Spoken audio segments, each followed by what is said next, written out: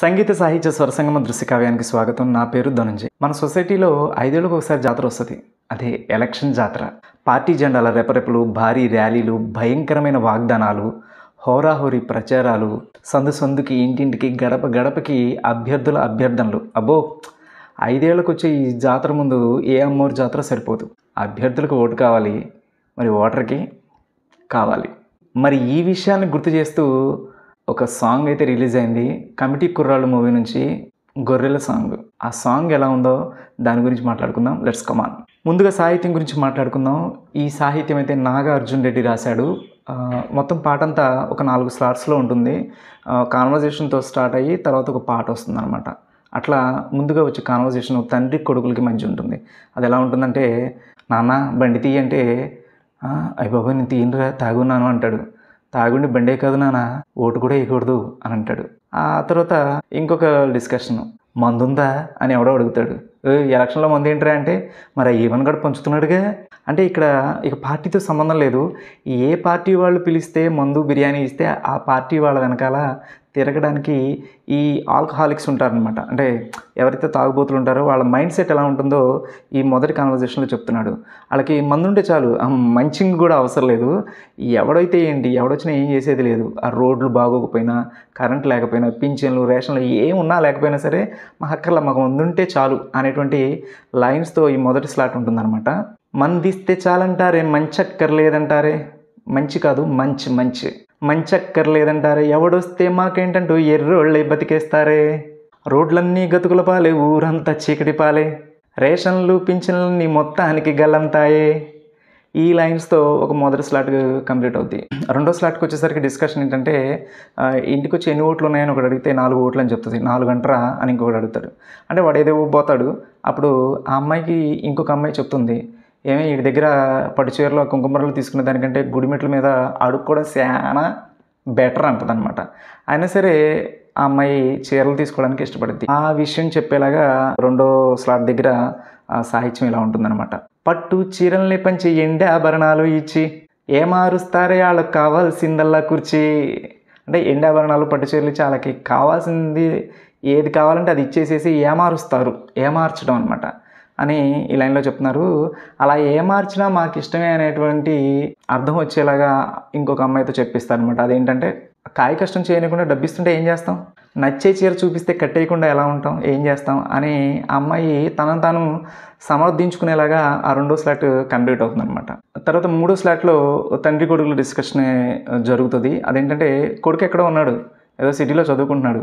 Vote వేయడానికి వస్తావా రావా అనే ఆ డిస్కషన్ ద్వారా, ఎరా ఎలక్షన్కి బయలుదేరావంటే, అమ్మో నేను చదువుకోవాలన్నా అంటే, చదివి కలెక్టర్ అయ్యేవులే కానీ ఓటుకి 5 ఏళ్ళు అంట అనగానే వెంటనే కొడుకు కళ్ళలో మెరుపు వస్తుంది. 5 ఏళ్ళా అనగానే 5 ఏళ్ళే అనగానే 5 ఏళ్ళే వచ్చేస్తున్నాను అని చెప్పి అటు బయలుదేరినట్టుగా మనం అర్థం చేసుకునేలాగా సాహిత్యం ఉంటుంది. చదువే సల్లారిపోయే, బతుకే తెల్లారిపోయే, డబ్బే చేసింది మాయ ఊరంతా గొర్రెలాయే. ఏముంది, చదువే సల్లారిపోయే, బతుకే తెల్లారిపోయే, డబ్బే చేసింది మాయ ఊరంతా గొర్రెలాయే. అంటే మనీ మేక్స్ మెనీ థింగ్స్ అని, అది పర్టికులర్గా ఈ ఎలక్షన్ టైంలో మాత్రం బాగా వర్తిస్తుంది అనమాట. ఆ డబ్బు కోసం అంటే ఓటుని నోటుకి అమ్ముకుంటున్నాడు ఓటరు అనేది ఈ థర్డ్ స్లాట్లో మనకు అర్థమవుతుంది. ఫోర్త్ స్లాట్ దగ్గరికి వచ్చేసరికి అసలు ఏం కావాలని మన ఊరోళ్ళకి అని అంటే, నేను చెప్తాను, ఒక అమ్మాయి చెప్తుంది, మంచి జరగాలి, ఊరు మారాలి, స్కూల్ కావాలి, జాబులు కావాలి, జాతకాలు మారిపోవాలి, అయ్య బాబోయ్ అద్భుతాలు జరిగిపోవాలి, ఏదేమైనా కానీ ఓటు మాత్రం ఆ ముక్కుదొబ్బాలరా అని చెప్పేసి కంక్లూజన్ ఇస్తుంది అనమాట. అంటే అన్నీ కావాలి, ఓటు మాత్రం నచ్చిన వాళ్ళకి ఉచితంగా వేయరు, డబ్బులు తీసుకునే వేస్తారనమాట. అది ఫైనల్గా ఆ అమ్మాయి ఇచ్చే కంక్లూజన్. అంటే శివరాఖరికి ఏమంటారండి అని ఒక డైలాగ్ రాగానే సాహిత్యం మళ్ళీ స్టార్ట్ అవుతుంది అనమాట. డబ్బు ఇచ్చేటోళ్ళని మింగ, ఓట్లు అమ్మేటోళ్ళని మింగ, 5 ఏళ్లకు ముడిపోయే గొర్రె మందల్ని మింగ. డబ్బు ఇచ్చేటోళ్ళని మింగ, ఓట్లు అమ్మేటోళ్ళని మింగ, 5 ఏళ్లకు ముడిపోయే గొర్రె మందల్ని మింగ. ఈ సాహిత్యంతో ఆ ఫోర్త్ స్లాట్ కంప్లీట్ అవుద్ది. ఆ తర్వాత ఒక చిన్నపిల్లాడు వాళ్ళ నాన్న అడిగేలాగా ఒక చిన్న కాన్వర్జేషన్ ఉందనమాట. నాన్న మింగడం అంటే ఏంటి నాన్న, ఇప్పుడు డబ్బులు తీసుకుని ఓట్లు అమ్ముకునే వాళ్ళందరినీ నవిలి మింగేయాలి, నవిలి అనగానే అన్న బూతులు వద్దన్నా అని చెప్పేసి అనగానే మ్యూజిక్ బీజియం స్టార్ట్ అవుద్ది అనమాట. అంటే ఓట్లు అమ్ముకునే వాళ్ళని, ఓట్లు కొనేవాళ్ళని ఇద్దరిని కూడా నమిలి మింగాలన్నమాట. మింగడం అంటే ఏంటో మీకు ప్రత్యేకంగా చెప్పాల్సిన అవసరం లేదు కదా, అది బూత్ అనమాట. ఓకే, ఇది ఈ సాహిత్యం ద్వారా ఓటర్ అనేవాడు మారడు, వాడు డబ్బు తీసుకునే ఓటేస్తాడు, వాడిచ్చే డబ్బు తీసుకుంటాడు, వీడిచ్చే డబ్బు తీసుకుంటాడు. ఈ విషయానికి అద్దం పట్టేటువంటి ఒక సీను రీసెంట్గా కోట బొమ్మాళిలో ఉంది.